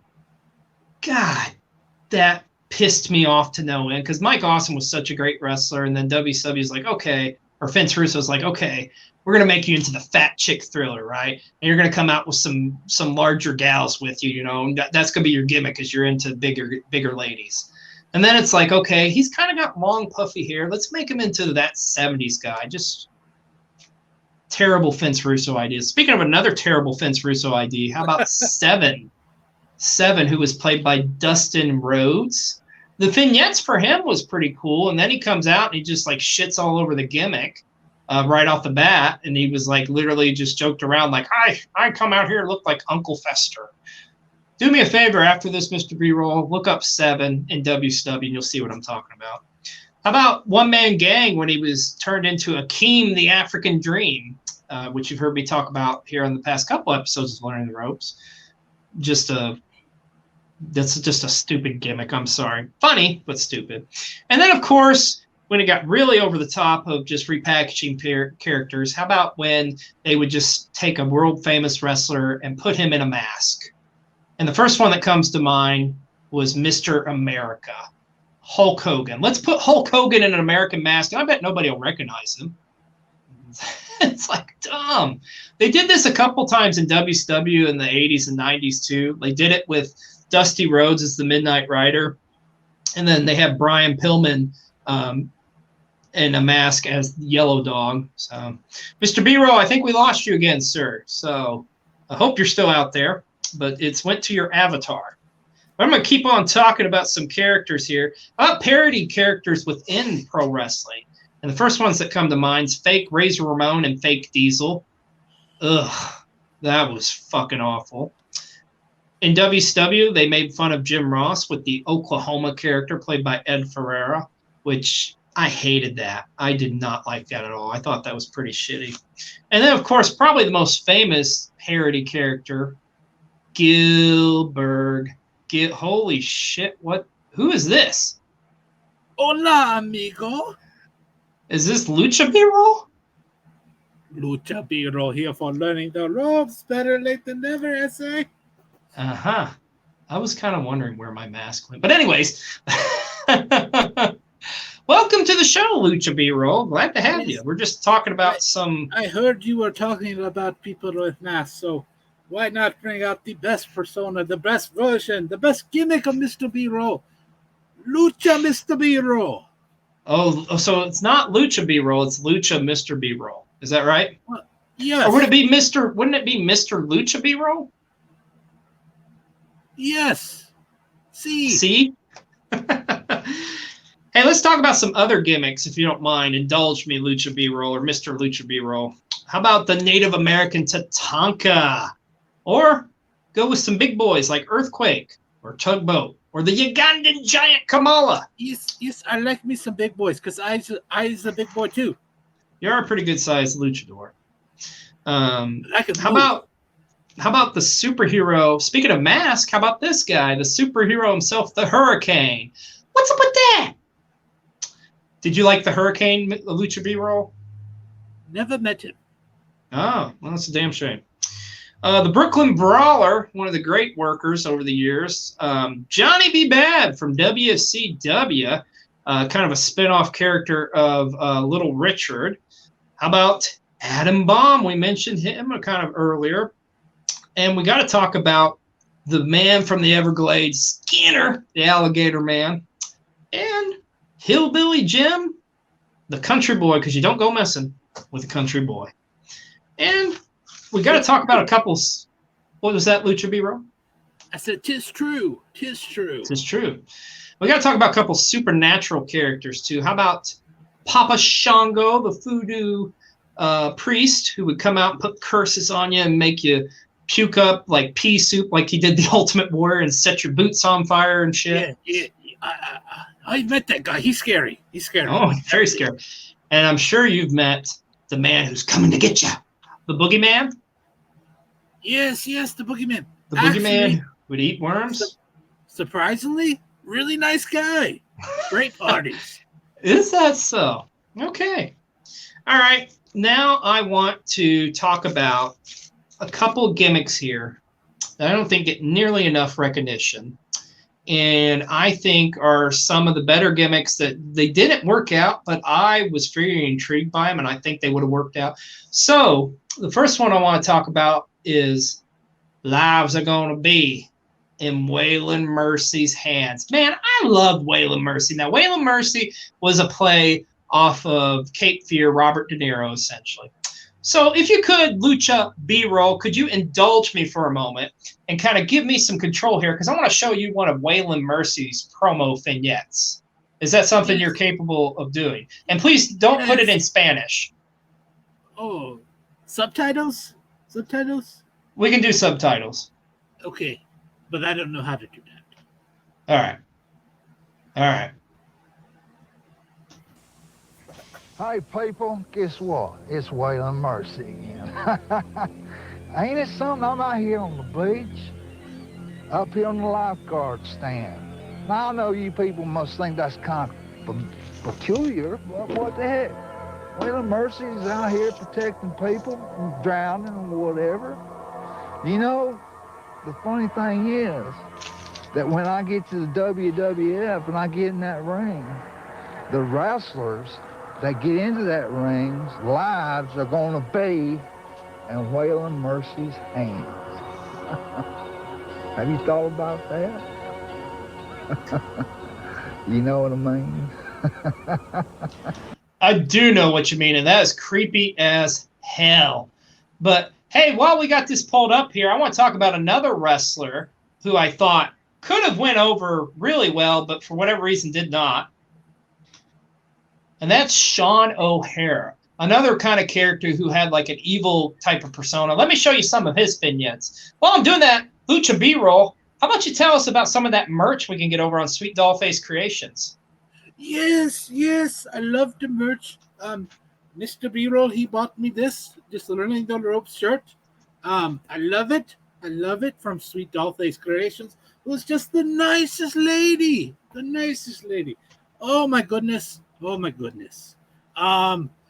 Yeah, so you can save 20% until midnight tonight. Got about an hour and a half left. Essays, let's go. Nutrisystem has come. Get over. And plus, we'll drink some tequila. Okay, it's not tequila. Come out with a Buy new the line merch. of premium Drink foods, and tequila. it's way better than what I expected Tequila! food to be. Sorry about the ad. Here's Sean O'Hare. Rules were meant to be broken.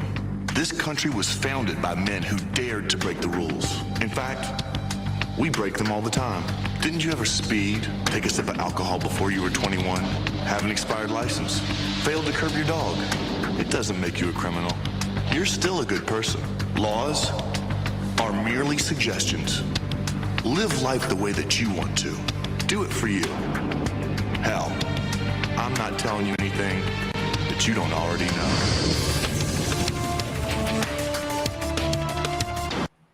Man, I love some Sean O'Hare, dude. Like, and that was such a short-lived gimmick for whatever reason. But gosh, like Sean O'Hare, man, it's a shame he's no longer with us, because I would have loved to see what would have happened with that character. So, all right, we've been talking about gimmicks all night, Mr. B-Roll, or I'm sorry, Lucha B-Roll, or Mr. Lucha B-Roll. I'm never gonna get that right. I want to talk about gimmick matches, because you can't forget big gimmick matches, am I right? So let's talk about some gimmick matches. And I want to talk about, we could talk about the essential gimmick matches. Like you've got the cage match, the ladder match, strap match, casket match, etc., etc., etc. And those are fine and dandy, but that's for another show.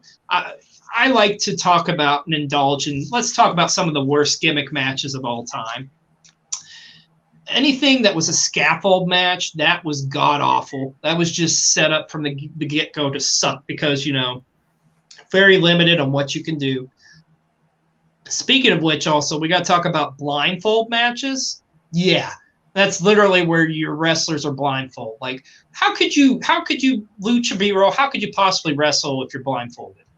Well, sometimes with the mask, like, it gets turned like this. Yeah. So it kind of like blindfold. Okay. And then anytime you would put anything on a pole was terrible. Like, and there's been some god-awful ones over the years, like Viagra on a pole, the Judy Bagwell on a pole. Just don't put shit on a pole. Terrible, terrible matches. And any sort of tuxedo or bra and panties match where the premise is to strip your opponent down. Dum, dum, dum, dum, dum. Now, as bad as those gimmick matches are, let's just talk about worst of the worst, right? And some of the worst ones over time, we got to mention the Chamber of Horrors in WCW. It was an 8-man match inside a giant cage. I know. Well, pretty much CDC, this is Lucha B-Roll is with us now. I don't know what happened with Mr. B-Roll, but we now have his Spanish counterpart, Lucha B-Roll. So yeah, and Mr. B-Roll, he had to he ate too much Taco Bell earlier, and he had to go. Okay. you know what I mean. Por favor. Let's talk about some other shit show. Oh, by the way, Chamber of Horrors, the premise was you put your opponent in an electric chair and electrocute him. That's how you won the damn match. That sounds scary. Yeah, it was. I mentioned this one last week a little bit, the Punjabi prison match, and I got to see the first match of that up close and personal, and what a shit show that was. Just a terrible, terrible, stupid-ass gimmick match. How about the hog pen match, where the idea of the match is to throw your opponent in a hog pen? Actually, not a bad match. The first one they did between Henry Godwin and Triple H. So back when Triple H was Hunter Hearst Helmsley. Oh boy, this next one's a doozy. The Doomsday Cage match. This would only happen once, at least in this format. WCW Uncensored 1996. Where the premise was there was a cage on top of a cage on top of a cage. So 3 cages piled high, which essentially was a Tower of Doom match back in the day. Trace. Yeah, Trace, this many. But the premise was literally you start off at the top cage and it was Hulk Hogan and Macho Man Randy Savage against the Alliance to End Hulkamania, which was Ric Flair, Arn Anderson, the Taskmaster Kevin Sullivan, Lex Luger, Ming, the Barbarian, Sea Gangster, formerly the late great Tommy. I forget his name, but the guy who played Devo from Friday, essentially, or Seuss, which there's another shit gimmick we forgot to mention, and the Ultimate Solution. It was just fucking terrible. Like, just 3 cages on top, and it was just like, there's no way Hulk Hogan and the Macho Man would beat like 10 people. Like, come on, man. Come on, seriously. But some other shit shows. Knew this was coming, folks. The Kennel from Hell match. Now, on paper, it sounds like a cool idea. It's the traditional steel cage with a Hell in a Cell over it. So it's like 2 cages in one. But the idea, the build-up for this match was the Big Boss Man. It was the Big Boss Man against Al Snow. And the Big Boss Man had fed his dog Pepper, Al Snow's dog Pepper, to him. I know, right? Pretty messed up. What the heck? Yeah. And the idea was, so you had the 2 cages, and it was like a 2-cage match and a lumberjack match essentially. But at ringside, it wasn't actual lumberjacks. It was dogs. That's right. They had dogs running around who served as the lumberjacks. So, and the funny story is, if you watch that match, all the dogs were doing was just taking shit around ringside. So it's pretty LOL. And the last one I want to mention, and we're going to do a watch along on this one, Mr. B-Roll or Lucha B-Roll, King of the Road. Oh my God, this is a doozy. A match between the Blacktop Bully and Dustin Rhodes in the back of a semi-tractor trailer. So, Lucha B-Roll, are you ready for a watch along, pal? Yes, So, see indeed. See indeed. So I'm going to get it pulled up here if you want to go ahead and get me on there, sir. Yes, indeed. Let's see. Get the correct one. Eeny, meeny, miny, mo. Oh. Lucha B-Roll's getting good at this technology stuff. Very good. This? Disregard the ad here. Tell us about some of that rootless coffee. How awesome it is, right? Oh, and you can use rootless coffee. Lucha B-Roll love rootless coffee. But more importantly, Lucha B-Roll loves saving money. So, use code Panda Coffee to save 50% all non-collabs. Go get you some rootless coffee. I ordered some. Por favor. All right, let's watch this match. There you go. That was just a little bit of the King of the Road match. So, what'd you think of that, Lucha B-Roll? Ooh, I loved it. I loved it. It was a little sketchy. Now, as I said, as I informed you of, I have some prior commitments. So, Lucha B-Roll. We understand. We'll catch you later. I'll go see catch you on the flip side. I'll go see if I can find you that Mr. B-Roll guy. Okay.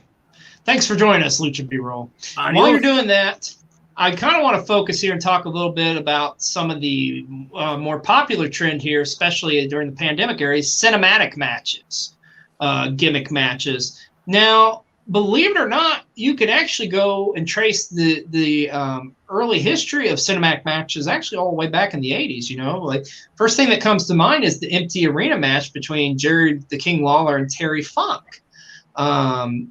That was, you talk about ahead of its time. That was way ahead of its time. Oh, welcome back, Mr. B-Roll. Glad to have you. Even though your name now says Mr. Lucha B-Roll, but I think your counterpart took your name. Yeah. Oh, that idiot. I'll fix that. Yeah. Hold on. Oh, it's all good. So we're just talking about some cinematic matches here. Another early one, too, I think people, like, you got to appreciate, too, and they filmed this the night before, the Boiler Room Brawl, the very first one, between The Undertaker and Mankind. And they did a couple Boiler Room Brawls throughout the year, but the first one's probably the best one, in my opinion. This was a comical one, I thought. This was in WCW. Mr. B-Roll, imagine a match taking place in a junkyard. That's right. The Junkyard Invitational from WCW Bash at the Beach 1999. I've seen this one. Have you really? Nice. Yeah. Yeah. I highlighted it for one of my moments, which says something about what what the choosings were for that day, if you know what I mean. Slim pickings. Now, some of those are the early precursors, but I think the true definition, the first one of a real cinematic match, was the stuff Broken Matt Hardy did with the final deletion and stuff and the decay and all that stuff. I mean, you talk about over the top. Yeah, and I mean, the Broken gimmick was a great one, too, for Matt Hardy. We did forget to mention that, as well as B1, baby. And, okay, not to get sidetracked, but I think the Broken gimmick is coming back, and I'm kind of down for it. Yeah, I'm intrigued to see that, like especially with Jeff still dealing with what he's dealing with. I agree.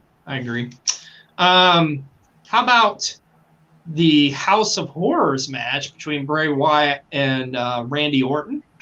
And then I think they did like something like that with Bray Wyatt or The Fiend against Braun Strowman. I don't know if they called it a House of Horrors or they called it a swamp match or something. It sucked ass, I can tell you that. But just ridiculously over the top. And speaking of The Fiend, we got to talk about the Firefly Funhouse match. If you want to call that a match, just what a bizarre trip, man. Never seen it, so. It's I don't even think you can really constitute it as a match. It's just it's trippy as hell, dude. And you got to talk about some more of those supernatural matches. Like, how about the graveyard match? Now, I'm not talking about the boneyard match. There was a graveyard match in WCW at the Bash at the Beach 2000 between Vampiro and the Demon. And the funny story with this is the premise is it actually literally started in a graveyard, and then you had to beat your opponent senseless in the graveyard and essentially get to the arena and get into the ring to win the match. But, of course, I mentioned it, the Boneyard match. You got to talk about that, the Undertaker's last match against AJ Styles, which was a pretty well put together cinematic match, I would say. It was very enjoyable and definitely the highlight of that WrestleMania. Now, some other gimmick matches, and I know we're kind of speeding through them here, but some other ones I kind of want to touch on. The Inferno match, which was done a couple times, but the first one between Kane and The Undertaker, where Mr. B-rolled the premises, you had to set your opponent on fire. Interesting. Yeah. You just saw one of these a couple weeks ago, a dumpster match, where the premise is you put your opponent inside of a dumpster. Yep. I tell you one that only lasted for like a couple years that they did, and it was, I don't know, it was different, but I was kind of cool with it. World War III, which was a WCW thing, and that was a pay-per-view. It was a 3-ring 60-man battle royal. So you have 3 separate rings, and you got 20 guys in each ring. So it's like literally 3 20-man battle royals going on at the same time, if you can imagine that. And then we got to talk another one. How about spin the wheel, make the deal? I love this concept where you just spin a wheel and there's like 12 different random matches on it, and it can be like any of those matches. I always thought that was pretty cool. I have seen that one. Okay. And there's been a couple of them over the years, and they even redid it in NXT a couple years ago too, I believe. So spin the wheel, make the deal was always awesome. And, I always liked the gimmick pay-per-views, too, where it was, like, nothing but gimmick matches. Like, it first kind of got started with Uncensored, WCW Uncensored, which is where that King of the Road match took place. And then later on, WWE would do it with Extreme Rules, where every match was pretty much a gimmick match. So that's just some of the great, some of the worst gimmick matches over the years. Now let's talk about the current landscape and today's gimmicks and what you're seeing and some of the better ones. And the first one that comes to mind, and I've mentioned him a little bit already, you got to love Bray Wyatt and The Fiend, man. Both those characters were freaking awesome. I hope to see him back in a WWE ring soon. And I know a lot of fans out there want the same thing. And sooner than later back. A lot of people are saying he may be at the Clash at the Castle. I don't know if it'd be that soon, but I think you will see him like probably by WrestleMania next year, I would say. And I know you like The Fiend. Well, actually, you like Bray Wyatt a little bit more, don't you? I actually like the Bray Wyatt gimmick better. Yeah. How about... the Fiend's good too, but I like the Bray Wyatt one better. Just me. Yeah. And we know we had the Wrestle Talk Drip God on with us here earlier, and he may still be watching. Mr. Hambone, shout out to you again, sir. How about the Drip God, Seth freaking Rollins? I really love his character now. I think he's doing a damn good job with what he's doing. I enjoy watching him. He's kind of one of those characters or those wrestlers who's kind of evolved over the years. But I love him coming out in just the outlandish outfits now. It's really good. It's good shit. He's probably my favorite WWE guy currently. Yeah, him and Cody. Yeah. Yeah. How about this guy though? Another guy, WWE guy. How about Riddle and how the crowd's really taken to him? And you don't like Riddle? Bro. I just don't get it. Really? I like him in ring, but you like Rob Van Dam though, right? Yeah. Kind of similar if you think about it. Okay, maybe not, but I don't know. And then a little too much, a little too over the top. A little too over the top for you? Okay. I think. And then how about A-Town Down, baby, Mr. Money in the Bank Theory? I think he's doing a pretty good job. I've enjoyed watching Theory. He's got some pretty good heel heat. Yeah, I do. Yeah, I mean, I agree. And yeah, sorry, I lost my train of thought there. It's starting to get a little bit late. Well, don't worry. We are coming to the end here. But one last gimmick I want to mention about in today's current landscape. Probably the greatest heel going today. One Maxwell Jacob Friedman, or as you know him, MJF. Probably the best heel by far. Promos are phenomenal. And the current stuff they're doing with them, oh my gosh. Hey, Lord Mannix, thanks for joining us from the TikTok, the Tiki Talk. Good to see you here. Glad to have you here on Learning the Ropes. But no, I really do think that gimmick is or he's the best heel going today. Best guy on promos for sure. And just this mystery and this aura around him. I mean, and personally, I'm hoping he shows up at All Out. I kind of think he will, but hey, there's a lot of people thinking he's going to be involved Wednesday night on Dynamite, and it may be MJF against Punk at All Out. I don't think that'll happen, but you never know. I just don't know. I'll say this. The one I heard that makes the most sense to me is what if, so they're doing this match Wednesday between Punk and Moxley. Yeah. What if they end up putting them, and I can't remember who said it. I think it was in Huskies Live last night. Holy gosh. Undertaker's coming to get me again. Uh-oh. Anyways. But they said, so have the match between Mox and Punk be in a steel cage at All Out. Okay. Wouldn't that make sense? That's interesting. Because there's typically a cage match at All Out, right?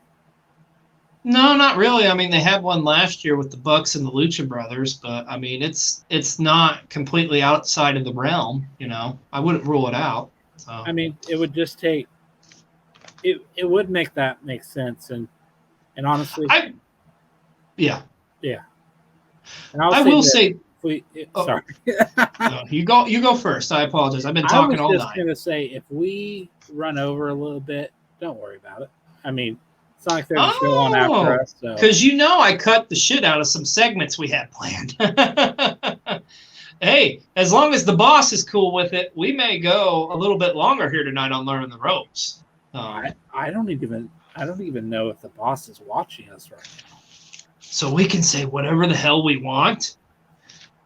He may poo pee platter. I don't know. That was silly. That was childish. Okay. One thing we like to do here on Learning the Ropes, a segment we like to do, fantasy warfare. And I thought, what better fantasy warfare? Now, I know this match has happened technically, but not. He's always watching. See? You got us in trouble. That was him. That was on Mr. B-Roll Panda. That wasn't me. Fantasy warfare. So this match has technically happened, but not with these characters. How about who would win between The Fiend, Bray Wyatt, and The Undertaker? The Fiend, Bray Wyatt, or just the Fiend, I should say. sorry. And how about this? Let me throw this caveat into it. It's the Fiend against the Ministry of Darkness Undertaker, perhaps the most evil persona the Undertaker ever portrayed. Evil versus evil. Who wins and why? Oh, let's see.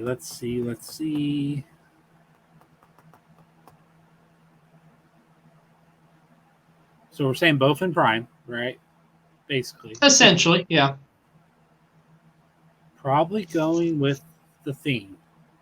I'm going to go with the Fiend too on this one. I mean, I think how I would see it happening, the story would be the Fiend defeats this evil satanic Undertaker, and then the Undertaker. Oh, that's a good one too. The Fiend against the original Mankind. Oh shit, that's a good one. I'd pay to see that. Yeah, but no, what I would want to see with this is the Fiend defeats the evil Ministry of Darkness Undertaker, and the Undertaker's got to go away. He comes back as the original Undertaker. I'm talking the gray gloves, the hat, the coat, with Paul Bearer if he was still with us, and then like going back to his roots essentially to overthrow and defeat the Fiend. So it's a little fantasy booking for you there, but that's who I would go with, the Fiend as well.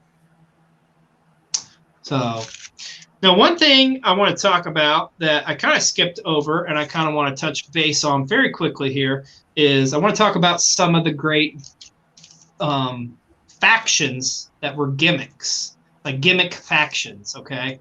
And the first one that comes to mind is one of the worst, and these are all terrible ones, by the way. The first one that comes to mind is the Dungeon of Doom. Good God, were they terrible. Led by the Taskmaster, Kevin Sullivan, and they just had a cavalcade of shit characters come in. Just former WWF guys that were just given god-awful gimmicks. You had Brutus Beefcake, who was now the Zodiac. You had Earthquake, who was now the Shark. You had Kamala come in. Haku, who was now Ming, and so on and so on. The oddities, I was going to talk about them too. You got to mention the oddities from the Attitude Era with Kurgan, the Giant Silva, and Golga, who was also played by John Tenta, aka the Earthquake. Let me see if this strikes fear into your heart, Mr. B-Roll. How about a group of male cheerleaders? How's that sound? I'm talking about the Spirit Squad. To me, it sounds like the Varsity Blondes. Ouch. You went there. Okay. So the Spirit Squad, the only, like Dolph Ziggler, believe it or not, actually came out of the Spirit Squad, or Nikki, as he was known then. He was able to overcome. There you go. Disciples of Apocalypse and Los Barricas. DOA, the biker gang, led by Crush, along with Skull and 8-Ball and Chains. And Los Puerto Ricos, led by Sabio Vega. And that was kind of like a fallout from pretty much the original Nation of Domination breaking up, because the original Nation of Domination was Farouk, Crush, and Sabio Vega. But yeah, those are some terrible ones too. Speaking of bikers, how about Aces and Eights in TNA? Like just a complete full-blown ripoff of Sons of Anarchy. I mean, I love some Bully Ray, but I'm sorry, man. That group was, nuh-uh. I wasn't feeling it. How about Misfits in Action? Now, this was a group in WCW that was just kind of like, I don't want to use the word jobbers, but I mean, that's kind of more or less, it was led by Hugh Morris. And I love how he changed his name to, he wanted to go by his real name. You know what his real name was? Here, Mr. B-Roll? Hugh G. Rection. That's right. Hugh G. Rection. Not really, but that's storyline. That's what he was saying. That was his name. So, and of course, General Rection for short. And he led Lash LaRue, or Corporal Cajun, or whatever they called him. And then Chavo Guerrero, or Lieutenant Loco. Yeah, just a terrible, terrible, terrible faction. And hey, I mentioned Jobs. How about the Job Squad, led by Al Snow, along with Hardcore Holly, the Blue Meanie. That was kind of a short-lived gimmick. The Mean Street Posse. Oh my gosh, guys in sweaters. We should have gotten Sanjay Dutt and Curryman. Okay. As far as like in Aces of Eights, or did they? I got to be honest. If they had a group, I don't remember them. As I mean, I did watch some TNA, but there was times where I got to admit I did not. But I do remember Curryman, Christopher Daniels. Yeah, the original FBI. But the thing is, Lord Mannix, what I say with the original FBI is it was supposed to be bad, I feel like. So it kind of gets a pass, but you're right, it was shit. I just love how like Little Guido was the only real Italian, and they put in guys like J.T. Smith and Tracy Smothers and Tommy Wildfire Rich, who's like the farthest from being Italian at all, you know. So, oh shit, the Flying Elvises, yeah, and they were in the very first TNA match ever, so you got to give them credit. And then some other crappy factions. How about the Social Outcast with Heath? I almost said Heath Ledger. Heath. Oh my God! Now I can't think of his name because he just goes by Heath. That's terrible. But from Impact, you know. Yeah. And then of course Bo Dallas was in that group. Michael McGillicuddy or Curtis Axel, and Adam Rose. And then you also had, speaking of Heath, you had three-man band with him, Jinder Mahal, and Drew McIntyre, believe it or not. Right when they were shitting on him. Oh, the Monotry, or was that like Crazy Steve's group, I think, right? Like they were kind of like the circus kind of group. I vaguely remember them. But like I say, I will admit there was time frames where I wasn't watching Impact or I just catch like highlights here and there. But I do vaguely remember that group, if it's the group I'm thinking of. And current, well, I say current, like in the pandemic era, what about the shit show that was Retribution? Boy, that was a terrible gimmick faction. Yeah. Went absolutely nowhere. And there was some great talented wrestlers in that faction. And it just went, yeah. But those were some of the great factions. So now, do we got a little bit more time here, Mr. B-Roll, or do we got to wrap this up? I mean, we should probably get close to wrapping up, probably. Do we got time to watch a match? One last match for the night. Like about a 7-minute match. Yeah, why not? All right, so we got permission from Daddy to do that, so good. All right, because there's only one way we can wrap this show up on Gimmicks. We got to watch the Gimmick Battle Royal from WrestleMania 17, where it's all these great gimmicks over time in a 20-man over-the-top rope battle royal. So I'm going to get that pulled up. Could you do me a favor, Mr. B-Roll? Could you give me a little Plug-a-Palooza action? Yes. Do you want me to go ahead and put you on the screen, though? No, go ahead and do that, and I'll tell you when I'm ready. Okay, sounds good. All right. So, first and foremost, another Plug-a-Palooza, probably the last one of the night, right? Last one of the night. Last one of the night. All right. So, first off, coming up on Cole TV this week, if you don't know what Cole TV is, that is our YouTube channel. We are going to have a episode of The Hunt and new episode of Colecast. New episode of Colecast. Game of Thrones. Game of Thrones. That's what it is. I knew it was Game of Thrones something. Also, importantly, if you want to get some merch, some Learning the Ropes. You got about an hour left, less than an hour. Cole TV merch. You got about an hour because we are celebrating the anniversary of Cole TV. One year. 1 year. Use code Celebration20 to get 20% off your order. I mean, plus, and I haven't had to do it yet, and I'm just about to do one anyway, just because if you go buy some merch. How about you do just do it. Just do a shot. Just do it? How about just do it? How about like towards like this, we're like getting ready to sign off. Okay. If you interrupt my Plug-a-Palooza again, I'll come find you. Anyways. Damn. Coffee. Rootless coffee. Rootless coffee? Rootless coffee. Rootless coffee. Rootless coffee. Rootless coffee. Use code Panda Coffee to save 15% off. And if you found us here, we invite you to go ahead and drop a follow to the Panda Wrestling Company, or even subscribe if you have Amazon Prime. Guess what? It's You free. get a free subscription. Literally, you can just Google like the instructions, and it's pretty easy. That's exactly what I did. So there you go. If I can figure it out, you can figure it out.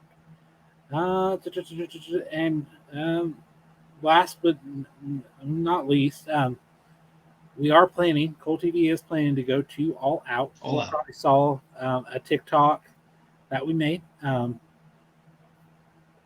we're You saying don't is, have to, but like what we're trying to do is just raise some money just for gas and room and board, essentially. We know there's much more important things, and it was a tough one for us to make too, and even ask. But as content creators, as you all know, we're not making anything off this stuff. We're just doing it out of love, and we got some incredible vlogs planned for All Out Week. But if you do feel inclined to like donate something, Mr. B Roll have a link to his Venmo. Pretty much. So yeah, best way to do it. And as soon as I'm done with my Plug-a-Palooza, I'll start throwing a bunch of links up into the comments.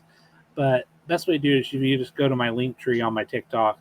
It has Venmo and Cash App. If you need to do like PayPal or something else, just message me. I had somebody do that. Once again, and thank you for those who donated. You're awesome and incredible. Yeah. God bless you. It's no obligation. It's just no. I truly believe that the wrestling community is amazing, and honestly, it's probably the community is why I became a fan. I'm going on a soapbox here. I remember when you took me to that first event, and just how the fans interacted with you just off of the shirt you had. Yeah, it was just like everybody was family. And like when we were there, I instantly felt like I belonged. One of us. Then here we are now. And here we are now. We spend our Sunday nights talking to you beautiful people. Talking to you beautiful people out there about some wrestling.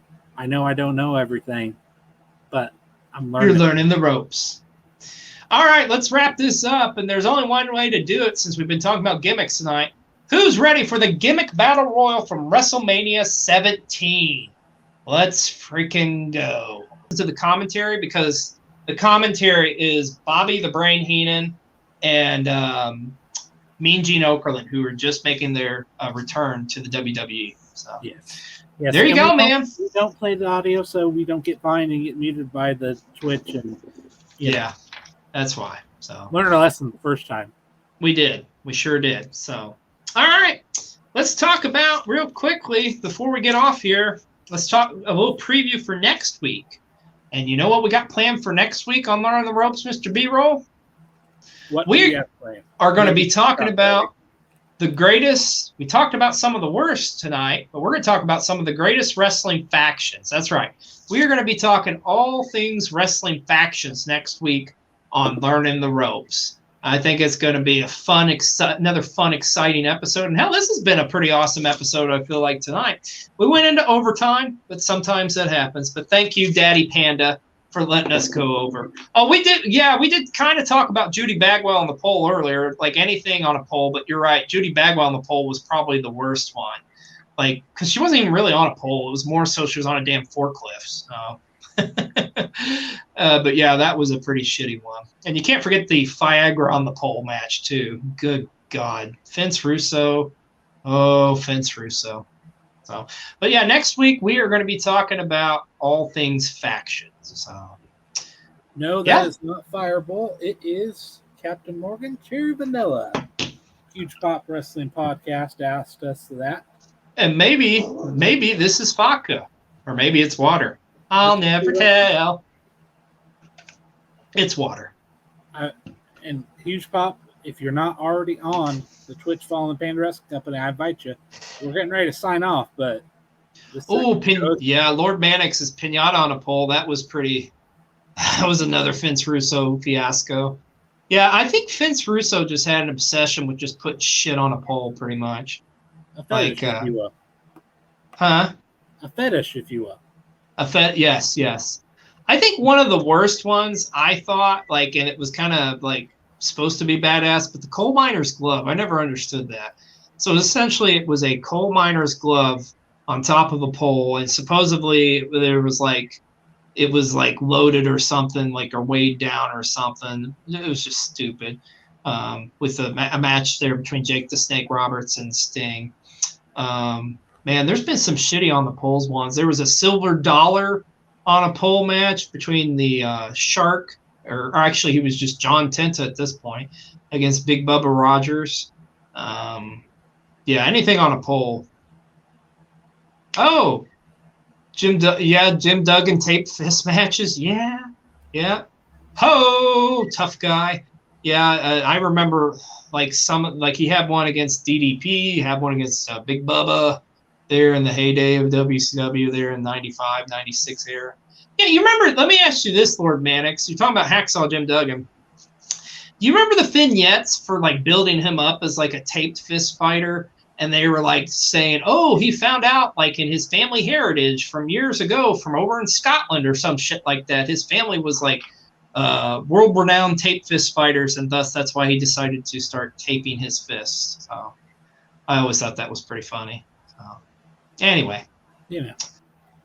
Respect the gimmick, brother. Respect. You got to respect the gimmick, and that's what we've been doing all night tonight. So there you have it, man. Respect another gimmick, brother. Yeah. I think another fun-filled, action-packed night here on Learning the Ropes. Oh, is it shot time? It is. Do you at least have a water that you can toast with me, sir? I'll toast you. Okay. All right. Here we go. Here we go.